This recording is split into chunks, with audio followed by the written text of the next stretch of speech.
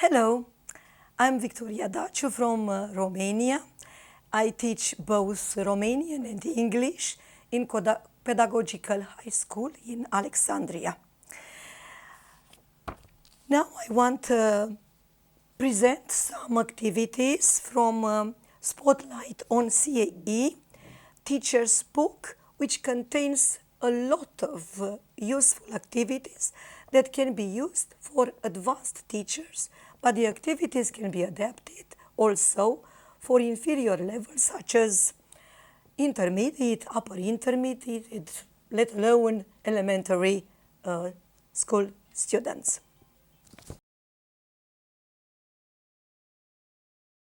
The first game that I want to present is Holiday Dilemma.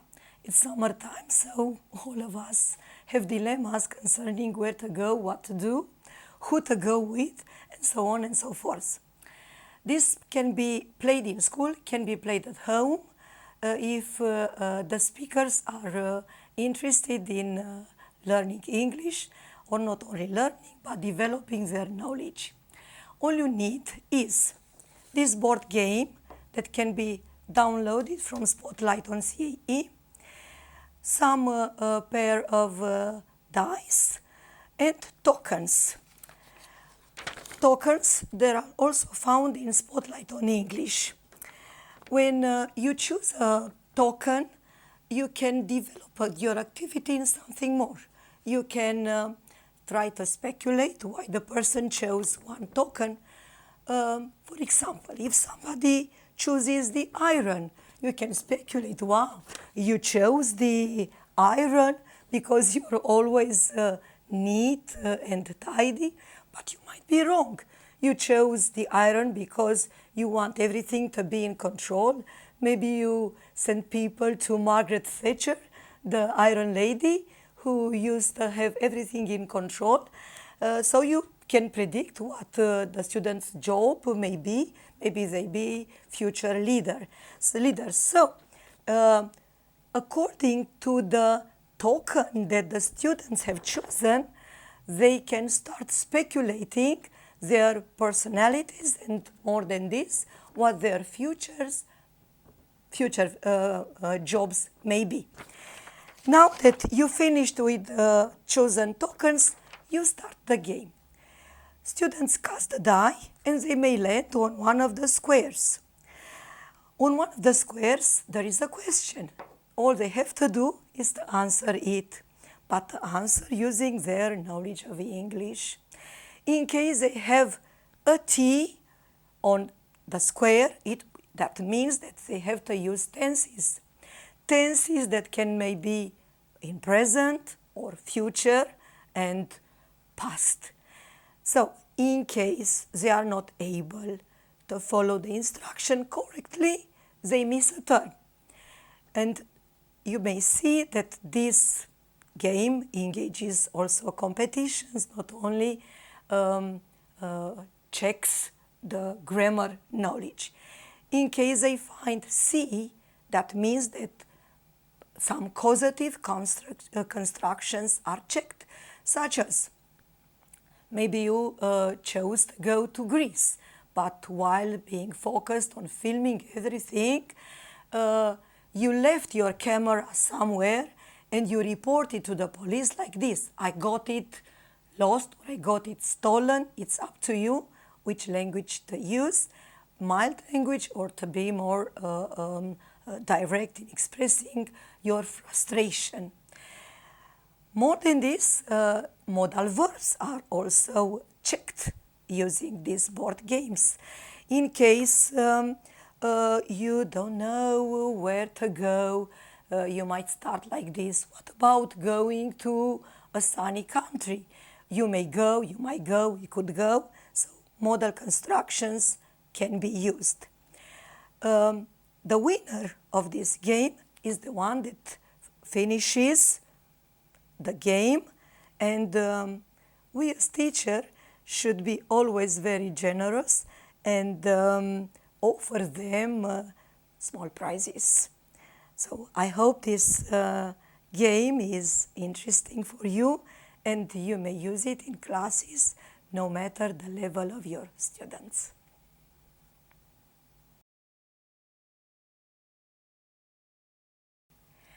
Now I want to present another game which is very useful for teachers of English, and it is named Creative Compounds. Creative Compounds is used to check vocabulary.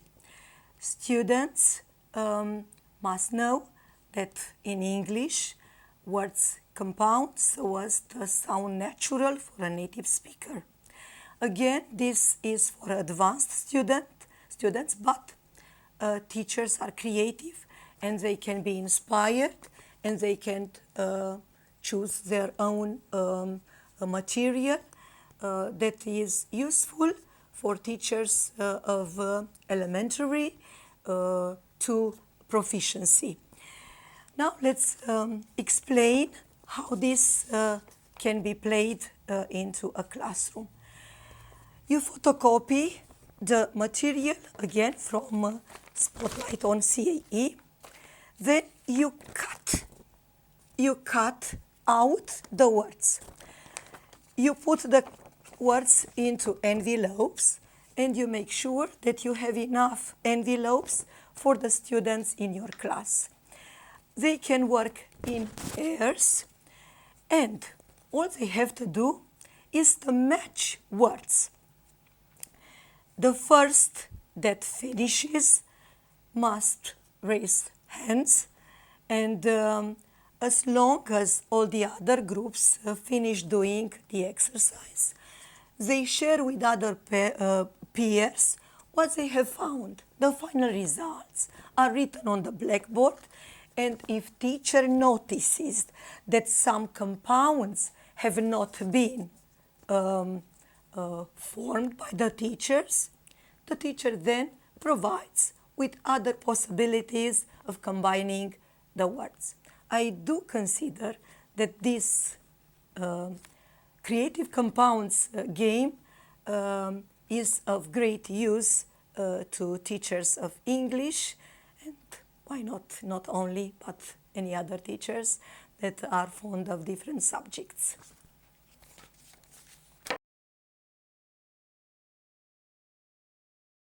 Another game that I want to present is Odd Animal Out. It's again from Spotlight on CAE.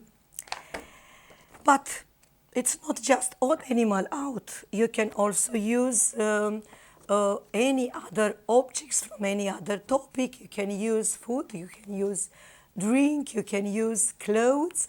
It's up to you which topic to use so as to be interested to your students. I chose this one because it can be easily used by teachers who also teach biology. Now let's see how it can be played. It can be played as a bingo. For this, you make sure that you photocopy as many sheets of paper as the students as in your classroom. And you know how to play bingo. After you hand in the sheets of paper to your students, you start naming an animal such as snake. And those who have snake in their sheets of paper, they cross it out. And the first students who finishes crossing out is the winner. But there is another possibility which is a bit more complex.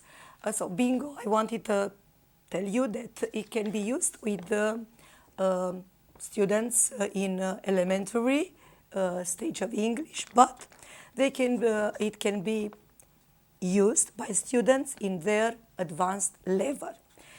Let me show you how it can be played. First, you cut this sheet of paper into grids, and in each grid containing animals that belong to a category. And you make sure that students know the categories such as mammals, reptiles, insects, amphibians. What they are supposed to do? They are supposed to identify the grid with the group of animals the grid belongs to, and to cross out that animal that doesn't belong to that grid. Let's take as an example the first grid. In the first grid we have lizard, snake, crocodile, and worm, which can be the word out definitely worm, because all the others are reptile. So which is the group of animals? Reptiles. They can work through all the grids they have received, and the students who have been able to finish all the exercise without making any mistakes in identifying not only the group but also the animal that was not appropriate with that group of animals, is the winner. In case they are not able, the teacher explains everything, so as everything is understood by the whole class. I do hope, I don't want to repeat what I've said initially, but it can easily be extended and used for teachers who teach biology, not only foreign languages. I do hope that this game is useful for those interested.